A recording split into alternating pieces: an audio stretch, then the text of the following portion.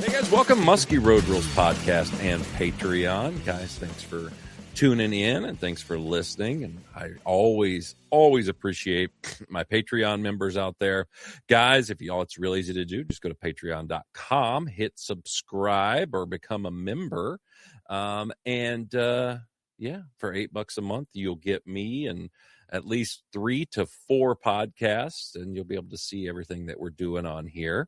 When you go to Patreon, all you got to do is search Muskie Road Rules. You could probably just search Muskie and I'll pop up.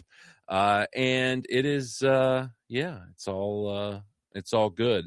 And it's different than OnlyFans because then you just see pictures of feet. And this one, you're going to see pictures of Muskie, which is really, really nice and probably a lot better. But if you do sign up, remember, guys, during the month of February, I am going to draw for this beautiful new supernatural, he called it a sheep head or drum pattern. It's maybe a shad. I think it's more of a shad look. Just a shiny baitfish colored 10-inch supernatural. Take a look at it there. Oh, there you go. This is the headlock.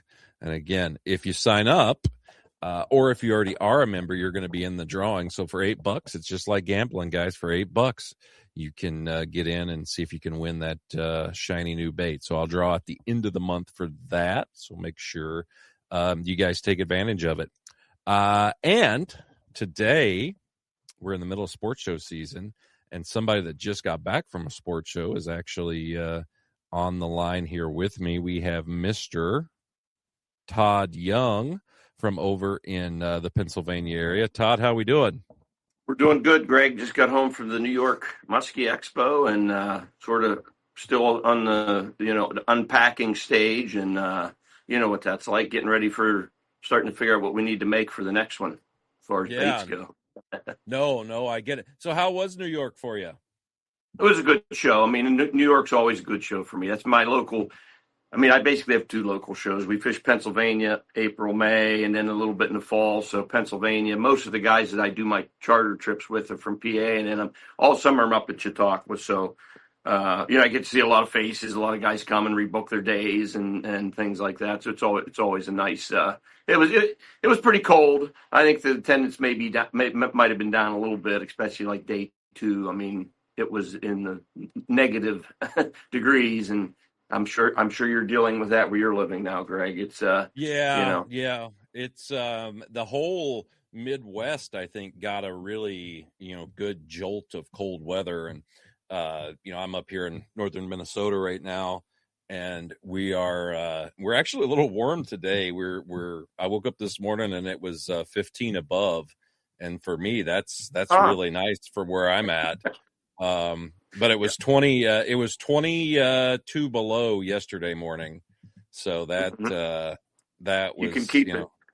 Yeah, well, I tell you, it's chilly up here right now. But I'm gonna start fishing in Kentucky in March, so I don't have too long. Hopefully, the warm weather will come and kind of because it's been cold there too. I know we have a little ice on Cave Run right now as well, so. Mm-hmm. It's definitely it's been a chilly run here. February is coming in pretty hard, so we'll see how it goes out. So you're getting used to it, a Southern Kentucky boy like you. I know you've spent a lot of time fishing in Minnesota and stuff, so you're used to it now. I suspect. Oh yeah, no, it's it's weird how you go from yesterday morning to 20 below. And you go outside and you're like, oh, God. And then today you go outside and it's 15 above and you're like, holy crap, it's nice out. It feels nice, yeah. Yeah, well, I mean, it's 35 degree different in temperature. So, of course, it feels nicer. Difference. And even though it is still absolutely freezing, it doesn't feel as bad. We got a little snow last night, which is we need snow up here for our snowmobilers and our ice fishermen and stuff. Gotcha. Snow makes a big difference, and a lot of times, where we're at, guys don't realize that we don't get a ton of snow. We get we get some. Don't get me wrong. Mm-hmm. And when we get it, it doesn't go away. But we don't get like what Chautauqua could get. Yeah, lake effect or stuff. Your the lake is big lake. frozen over, and Yeah, frozen over. we It's don't. just cold, and gotcha. Yeah, and we come off. We're on the western side, so we're kind of coming off the plains of Canada, and it doesn't. It's dry air a lot of times, and we don't get those big snowfalls like I wish we did, because it would really help with the restaurant business and everything. That those big snowfalls would definitely help. But let's talk about 2025, the year for you there. You're up on Lake Chautauqua, like you said, and then some in Pennsylvania there early in the season. And it's with a lot of people this year, it's kind of been a commiserate fest, because for us in the spring down in Kentucky, it was just awful with the high water that we had. I mean, we did catch some fish, but it was very, very tough fishing. How was your Pennsylvania season last year? Yeah, so I started up like mid-April, and then we fished until the end of May, and then Chautauqua starts June 1, and it was exactly the same, Greg. I mean, we don't get to flooding like you did, but I was showing up at lakes trying to figure out how I was going to get guys in the boats, because a couple of lakes, the dock was underwater, and I had old guys coming down. They didn't bring boots, and I know down there you guys get the younger crew. I've got in the boat down at Cave Run and crawled out a log and jumped in the front. I can't ask guys that are 80 years old to do this. So I was scrambling some days. So we'll put it that way. Yeah, that's when you have to get the Warner ladder out and crawl up on the side. What?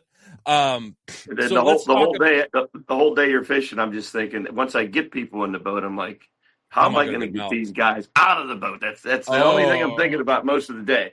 I just want them on the dock or in the parking lot.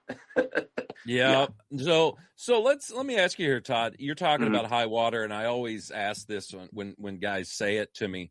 What is considered flooded in your area? Most of our lakes are man-made reservoirs. We have one natural lake because it doesn't even have a dam. So that was one that actually flooded, which doesn't happen often. That's one of the lakes I showed up in the dock. Was you had to walk through water up almost to your knee to get to the dock the one morning, and just turned it all muddy. It's usually a real clear lake. But our man-made reservoirs, some of them are set for flood control. The ones that I fish aren't. They're just natural reservoirs. So the docks are concrete. They're sitting there in the pier. The end of the dock is wood and floats up and down. Well, the dock.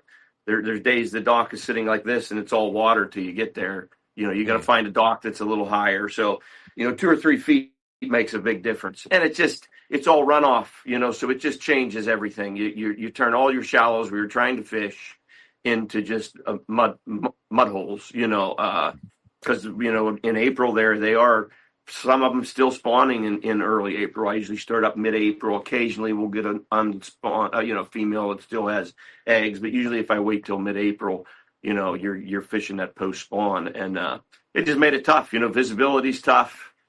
I fish Cave Run when it's like that. The water that so well, you get in there and you're catching branches that are on the side of trees that are underwater or in the water because you're trying to fish in 5 feet of water. Well, now it's it used to be 4 or 5 feet. Now it's 6 or 7, but you bumped in a little, and we had a tough year. I mean, the last couple seasons in PA have been really good for me. I'm going on this. I did my 30th year in Pennsylvania last year, and I'm entering year 20 on Chautauqua, and it was one of my toughest. We got some really nice fish, but the action part of it just was not the same. And I did about 28 days there, like mid-April to into May, and sitting back and thinking about it, I was thinking to myself, if I was just going by myself fishing to have fun, there was probably about 6 or 7 of those days I'd have went. The other ones I'd have said, screw it, Yeah. But you can't just keep canceling. Guys want to go. Fishing in big rain and wind it's not always the best conditions for that early spring. I do well on those nice days when the water gets heated, those shallows start heating up, and you start getting bites in the afternoon, and they were just it was just a tough spring altogether for everybody I talked to around here. Yeah. Any of the pictures you sent me from? That first one I sent you was a guy. That's the guy that he's at Renowski Lures. He makes. He invented the banjo minnow, if you remember that. Oh yeah, That bait, yeah. which picture is it now? That was the first one with the two older fellas sitting there holding the Oh, fish. oh, That was a nice PA one. We got a couple that day. We went 2 for 3. That was his biggest muskie. Now he does a lot of walleye fishing and stuff, but it was neat. I believe he's 80 some years old, so it was a good day. He had a good day, and we had, as you see, we had a little bit of sun that day. It wasn't warm, but uh-huh. I can't even remember if that was late April or early May. But yeah, he invented the banjo the banjo minnow, and then he has a line of baits, Renoski's, mostly walleye bait, Yeah, no, I've seen him at the shows. Actually, he's tall, Yeah. isn't he? Isn't he kind of tall? Very tall. Yeah, he's a tall guy. Yeah. Yeah, Yep. and he, I remember. Well, that's cool. The banjo minnow, inventor there. So, like this. So in the spring, there, what's kind of your thought on the water as far as lures and stuff like that you're looking for? Yeah, so I'm feeling it out. I mean, I do use a lot of small stuff, and it's mostly because I realize, I know that like an 8-inch bait is not small to a fish like that. But a lot of my bigger baits, they just tend to get down quicker. You know what I mean? So I use a lot of stuff like he caught the fish on a jointed. That's the one he caught that fish on, a jointed boss shad. We had 3 hits all on the same lure that day. This is it's not the same as the regular boss shad. The lip is much smaller, so this bait does not go very deep at all. Nice springtime bait, real erratic action, puts off lots of stuff. This bait usually picks up for me when the water gets just a little bit warmer, maybe not the beginning early season, but I fish, I know you're going to know what these are. A lot of these little Wileys and the 5-inch jointeds. This is always this was a good spring bait for us this year. It always is, starting the season. I'll put that on a planer board just a foot or two above the leader. And that's my lure that, I can get that thing into, 3 feet of water and, fish those shallows. We do a lot of that. So really, I do use a lot of smaller stuff usually, but it's simply because it's not getting as deep. And I can actually let out a little line, then have all my lines real short, Mm-hmm. Mm-hmm. So you're mainly looking at, yeah. So with the flood last year, what were you doing I know the fishing was tough and everything. What were you doing to get those fish to eat? I mean, I was just concentrating on the same spots rather than, it's easy to start roaming. I've been fishing these lakes a long time and, man, we're not getting hit that much up here. And I found myself roaming a little bit more. And, most of the fish that we caught were back. Once I just stuck to my areas, stuck to the same spots I was getting them. Now, I might have been coming up on that hump where there was, it might crest at 2 feet or a shoreline where it gets into 2 feet. I was in a little closer because I was able to get on top of that. But a lot of the fish were coming off the same spots. It's just that maybe I was in a little tighter because we had an extra foot or two of water in there. Nothing like floods that you're used to. But that makes a big difference on these man-made reservoirs. Just a couple feet is big. Sure. Did you notice any color patterns with the dirtier water last year working better? Or? Yeah, I mean, this is, of course, that's not really a bright lure. That is a pretty natural color, but, that one was working. But, yeah, the fire tigers caught quite a few fish on a Leo in the fire tiger. The silver one, we got a few fish last year before. I caught a lot of fish on that silver. We got a few this year, but it was brighter stuff for me. I put a couple naturals out and I'd run, I usually run a 6-rod spread. I might have 6 pretty bright things out and 2 naturals. And, just with the water clarity like that, I feel that those fire tigers and stuff outdid the others for me last spring. Sure. No, and the other thing too, I've always found in the spring, especially in dirty water, the bright colors definitely do work, but plain old solid white is always a good one. White is a very bright color. Yeah. Not only is it natural, but it's very bright in dirty water, especially if it has any kind of pearlescent to it. That bait you were showing there, that one jointed one with that white face on it. I know Leo makes or Todd made a carp one time with a white face. And I caught a bunch of fish. I've caught quite a few fish in dirty water on that white faced carp pattern that he made. Yeah. That I didn't grab one, but a little lemonhead tough shad. We got quite a few fish on that, just as you're saying, that white with just that chartreuse head. Sure. And so then you migrate up to Chautauqua. When is opener up there? It opens June 1. It just goes by the day. This year we have a Monday opener. Last year we had a Sunday opener. So It used to be the third Saturday in June. Then about 8 years ago, they moved it to the last Saturday in May. So it always was coming in over Memorial Day. Now they just made it June 1. So this year we're going to have a Monday opener. Last year we started on a Sunday, and it was more the same. I mean, that's it's a big lake. There was already, they were the same way. Lots of rain. Lake was up a bit. Water temp was way down. We had a cold spring. I mean, it was still if I remember correctly, we started that season, it was 58, 59. It wasn't even 60 degrees yet.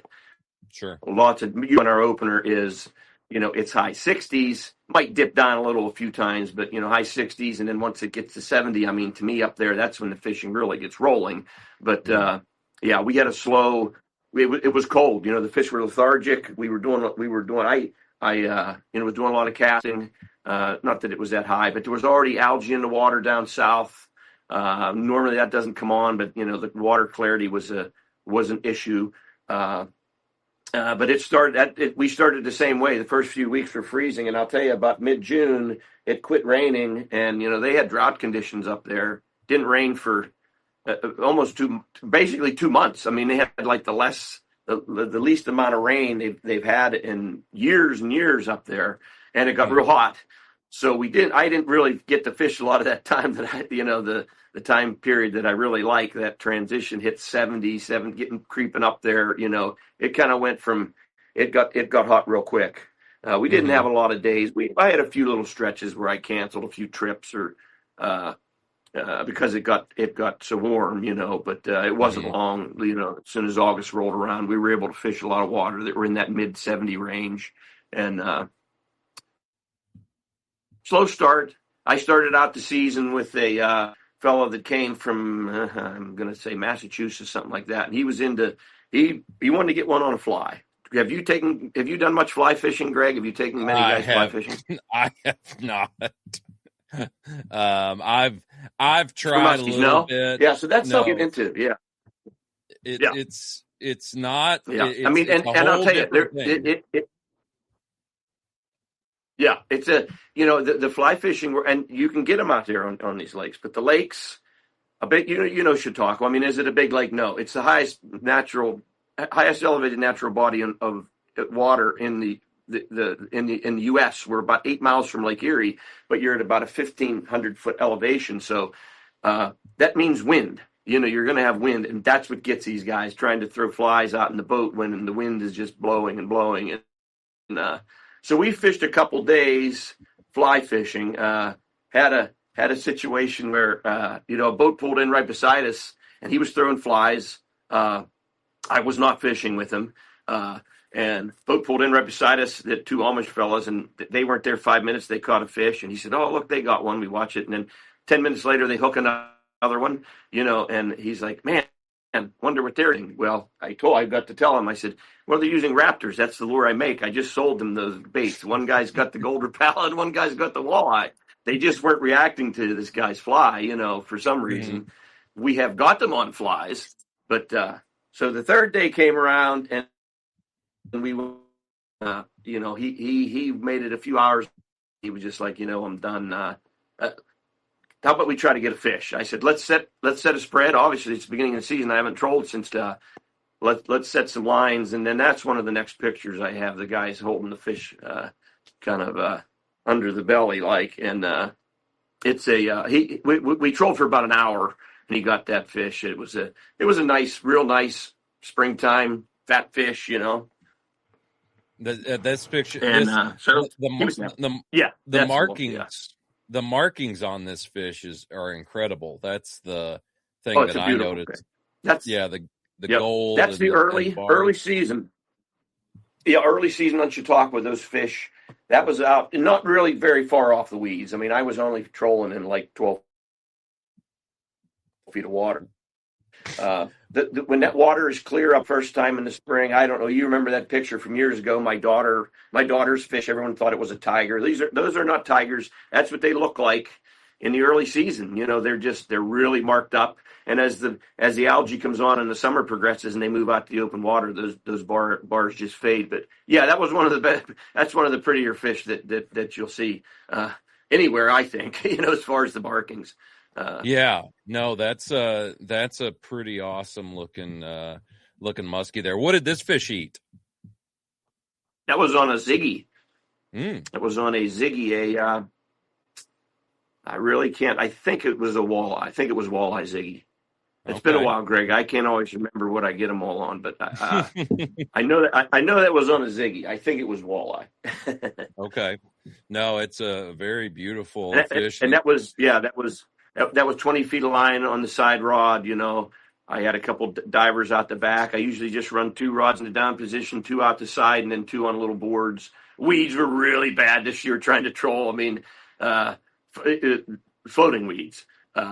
So yeah, it was the trolling was, we did not troll that much in June. Most of my June is spent casting. It's usually days, the situations like that after guys will come for 2 or 3 days and they're just wore out or, have had enough for a while. Let's go set some rods. And that's the first muskie the guy ever caught. Of course, he wanted to get it on his fly. But as soon as we landed, I said, you think you could have landed that on your fly? He said, I just wanted a muskie. I wasn't. He said, I don't know about that, Nice. But, that's a cool, super cool looking fish. Yeah. So you're talking about the Raptors. Okay. That's a bait that you make. Mm-hmm. Do you have any there handy to show? I have a couple, like a neutral. So we make them in 6, 8, 10. There's an 8. We have them. They're a neutral buoyant bait. So when you give those things a couple pops, it's going to it just hovers there. It's going to either very slowly sink or maybe very slowly rise. But you can give that bait a pause, and it'll sit right there and give it some extra snaps. Keep it right in their face. I do early season. We throw a lot of the 6s. These are the 8. We put an 8 with a soft tail, and then we have the 8 regulars. We make a 10, but most of the time we're throwing these 8s. There's one of the old but goodie there, just a Golder Pala, So yeah, we've been making those since 2012. They're available Muskie Tackle online. Team Run Outdoors has them. We always throw the leftover show colors up on our website, but and of course we always hit 2 or 3 shows every year. And are we a big company? No, I make about 1,000 hard baits a year between that and the glider and our the 3 sizes of Raptor. But it's a fan favorite for the guys that use it over the years. It's just an easy to use jerk bait, Yeah, and so like the shape, the design of it there, it's kind of unique in the fact that it's got a very slender belly. It goes up to like a triangular top, almost a banana shape there. It's got the curve to it. Can you explain that at all? Well, we just originally carved out a jerk, and it was a little wider up here. It was a little fatter, a little more bulk. And when we were jerking that thing, that tended to make it want to swim. I didn't want a lot of swim action because when you rip them real hard, the swim action would make they weren't consistent for us, and we didn't want them sinking either way. When you take a bait like this, if it sinks too fast, you rip that thing. Well, when you pause it, it's still sinking. What happens is guys foul up all the time. So we kind of come up with we took a little off the side. When I look at baits, Greg, I always hold it up like that. Any bait I'm looking at, I like seeing those hooks out off the edge of the bait.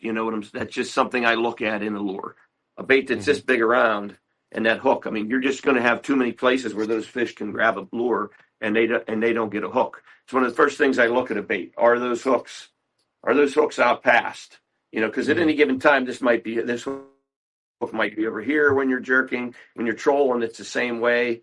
You take those big round lures, and that fish can grab this thing, and it's rolling. They'll grab it from the top like this. There's no chance of getting a hook in those fish. So we just slendered it down.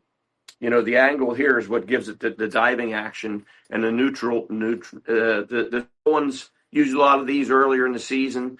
The regular 8s, I say we can get those a little deeper. When I say that, it's not hard to work this bait down to 6 feet. If you really take your time, I can probably even get it down deeper than that. So we're using these a lot out on those deep weed edges. Give it some pause, getting it down there, because the weeds break at Chautauqua Lake in the north end. They break at about 15 feet. So 15 feet and under is going to have weeds. And, we fish that. I fish that more than, and then this bait doesn't get quite as deep with the tail. And same thing, of course, by just pulling up on it. But we throw those almost exclusively. I mean, we have a glider we throw. We get a few fish every year on the bucktails. Every once in a while, we'll have somebody have a hit or follow on a top water. I'm not saying you can't catch them, but my guys that spend the time doing that, they have to want to catch one using that method, because there's so many floating weeds on Chautauqua Lake. The gliders, boom, boom. You get a weed on a glider, it's dead. Everything on the top water, something spinning, some blade, you get the weed on there, it's dead. These things, we are ripping it through, fish it right through that weed. Most of the weeds you're not hitting, and they're all floating debris. But you give it a big rip, you can rip it right through there. That's why I spend it most of my time. I have most everybody throwing jerk baits because of that. Mm-hmm. Yeah, I mean, if you're out there and you're dealing with the floating stuff, and for guys that don't know what we're talking about, I mean, there's certain lakes and certain times of years on lakes, the amount of floating weed. We dealt with it at St. Clair when I was there. I mean, the amount of floating weeds in areas that, I mean, you can't even hardly cast a lure and not hit a weed. And Chautauqua, I'm assuming, and I might be talking out of turn here, do you still have the weed cutters out there? Oh yeah. There's about 8 of them that run the lake. So they're harvesting by the time season comes in. I mean, they're out there. It's just the same as cutting the grass. They'll cut through an area. It takes about the top 4 feet off. And you go back there a week later and it's grown back up. And I forget how many hundreds, tons of weeds I mean, if I would have known I looked earlier because they kept track of how many hundreds of tons of weeds they took out of the lake last year. It's incredible. No, but and they don't make a mess, but yeah. Yeah. There's a lot to get away. Well, what you have is Greg, you've been there. I don't think there's a lot on the lake. There's a few areas that do not have homes. Usually that's state land, but I don't think there's a lot for sale on the lake. If someone wants to build a nice big fancy place, they got to buy 2 small cottages beside each other, tear them down, and build a big one. So every dock, every lake house has a boat and a dock sticking out from it. And the lake, 17 miles long, there is a weed edge. Basically comes to the surface. In the spring, it's a pondweed, and then the milfoil grows to the surface. So every single person that goes in and out of the dock is chewing up all those weeds. Sometimes they might have to go through 50 yards of weeds to get to the main lake. If you're up in Mayville, they have to go through pretty much, maybe a half mile of weeds to get out to the lake, to get out of those weeds. So you got all those props up, that stuff just sitting on the top. So we a lot. I know from all the time being there, if I got a good west wind coming across the lake, I know I'm not going up to fish Mayville because we have a half a mile of weeds the whole way around there, and it's going to be unfishable. I'm going to pick different areas. Now, if I get a nice south wind, it blows all that stuff in there. I can fish it. So the wind direction makes my decision on where we're going to be fishing lots of times, because if I can't get the rods in the water, and there's times when I am getting some fish, and I'll just pull those planer boards in, because there's no use. Those are the ones that cause the issue. I can get all my rod tips in the water. If I feel like I'd rather be here than running 6 poles, I'd rather be here and just run these 4. I can steer around those pretty easily. So I'll just yank the planer boards, because if I got to turn around and deal with that board, boat's on autopilot, I don't get to see the clumps. And then the next thing you know, I'm wiping out all my boat rods, and it just, you can't catch fish if everything is weeded and I'm reeling them all in, so there's certain times we got to do that if the fishing's good and there's an area I want to be in. Sure. No, I totally get it. That's, yeah, I've dealt with weeds and floating weeds, and those are the worst. I mean, they're just the I'm sure worst. there's times on St. Clair that you just, but yeah, I'm sure there's times on St. Clair, and we used to be fishing area where we pulled everything and went somewhere else. Yeah. Oh, yeah. Because of Yeah. the floating weeds. It's Yeah. like we're not efficient here, and usually it's wind direction. We got to get more to the west, or we got to get more to the east, and because that just creates a lot of. The less times I got to reel those things in with big piles of weeds on them, the better off it is for me and my back. Yes. Yes. So we get on to later in June into July. How did the trolling pick up, or was it more cat, or how did it transition? Oh yeah. Yeah, I mean, the trolling picked up. It got really warm real quick. We were not seeing many fish in the shallows anymore. Occasionally I would take some guys in cast. So I cast most of June, and then, like, when I say that, I mean, there might have been 4 or 5 days we set some rods. And then even towards the end of June there, when that water started getting warmer, we just spent, you cast half the day. If we weren't seeing fish, I just bumped out. And the year as a whole was nothing like I'm used to on Chautauqua. Did we catch fish? Yes. I mean, it's a great musky lake, but, my numbers were way down compared to what it was. Chautauqua has a lot of really nice fish right now. We had a lot of days where we'd get a chance or two, and, around where I'm at, a fish, and something in that mid 40-inch range and up is a good fish in the States. It's good fish anywhere, really. And, days where we'd get one chance and we might get it, or it would be a 47, a 49, a 46. A lot of nice fish, blackened a lot of those smaller fish, but and that's because of stocking. Years ago they cut way back. They said there was too many fish in there, and I'd say they were right. We talked about that last time we were talking about red spot a little bit, and there's a lot of fish getting that, so they cut way back. So now we're seeing that.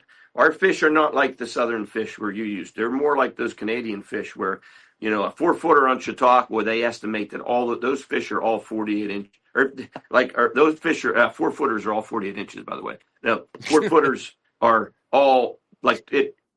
That's a 20-year process to get those fish that big on a cold water fishery like that. Wow. That's the same as up into Canada there. We have one on the wall there that my dad caught years ago. And, there was a little bone we sent in. That fish was 27 years old. It was a 52. That's from up into Canada. You go down to Kentucky, that's two life. That's two lifetimes. That's the life of two different generations. Oh, yeah. Yeah. They're living 12 years, and that's it. You're on to the next generation. So it's a cold water fishery, so those big old fish are in there. So it's going to take a little time for it to come back to what we were used to there 8-10 years ago. It'll come back around. We start seeing a lot of those smaller fish. There's our friend Pat. I know Pat fishes with you. He's been a friend of mine now for, oh my gosh, he started fishing with me before I was guiding at Chautauqua, so that's 20 years. And that's one of the biggest ones he's ever got with me. It's nice when old Pat had a heart getting it up off the bump board. Yeah. So how did he get this? We were happy about that fish. How did this fish come? So we casted. That was at the end of June. We casted the first day and a half, and then we decided to troll the second half of the second day, and I went out into the deep water. I went out over the open walkway. It has holes that go down to about 70 feet, and it's not my favorite method, but post spawn, there's always some big fish hanging out over those big deep holes, and they're not far down at all. We got that fish 40 feet of line out, or 35 feet of line out on a 7-inch baker on the down rod. So, you're talking something down around 10 feet over 40. It was in 40 some feet of water coming across one of those holes. I don't do it often, but when I do, I'd say every spring we pick up a nice fish doing something like that out over that, what I call that spring. I mean, it is early summer, but for up there, it's our beginning of our season. And there's fish to be had out there. I don't Mm-hmm. think the numbers are what they normally are when you're in there fishing the shallows, but yeah, that was a fun fish for us. Exactly. Is this another That's fish another from one he was this that later in that the was the day season? before. But no, he got some more later when he came back up, but that was the day before. It was the same way. We casted most of the day, and that was trolling the southern basin. We were casting down south the first day, weren't seeing much. Went out and ran some short lines over some open water. I don't even recall what that was. I think it was a low 40-inch fish. And I don't even remember what we caught it on, but I know that was down south. And then the second day we went up and casted the north, and then we set lines. So he got one fish each day. I believe we had another one on that first day, or had one on casting. But yeah, so that was typical. 2 days he put 2 fish in the boat, but they were both real nice. I was talking to him when the trip was over, and he's been on lots of trips with me where he's caught hundreds of fish with me over those 20 years. Lots of trips where we got 8 fish, 6 fish, but he's like, dude, that's what I'm here for, that 50-incher. I said, I know. It's just a long day to get that one bite. He said, I'll take it every time, and I know I should feel that way too. Yeah, I know. I definitely know how that goes and stuff. Yep. So how did the summer progress? It stayed. Like I said, we had no the water got pretty warm. I was starting early there for a while, July, but then the nights got shorter as the summer rolled around. I'd say August was my best month as far as numbers wise. Okay. The algae was real bad down in that south end. I was running baits down towards the bottom, but I mean, it's maxing out at you're maxing out at about 17, 18 feet, that whole basin. And the fish were just deep. But I had a couple nice little runs in August there where we had numerous hookups every day for a while. Fall, it was just, it was kind of the typical pattern, that algae gets on there while the bait fish go right down near the bottom, and you're just running baits deeper than normal. We have an influx of white bass and white perch in the lake right now. It's just drawing those fish out. Those fish are down near the bottom. That's what they're that's easy meals, just laying around eating those, and Exactly. So was this a fall fish? Yeah. So was this a fall fish here you sent me? That was let me see. The kid on the video? Yeah, that was late. Yeah, maybe a nice day in late September, early October. That looks like a nice fish. What was that? Yeah, that was on. I think that was on that. I think that's the one that's in the net. Okay. It was like a 46 or 40. Yeah. It was a nice 46, 47. That was the guy's first fish. It was just a little video they sent me when I was clicking pictures. I sent it, and they had no idea. They were like, "Oh, that's a pretty nice one."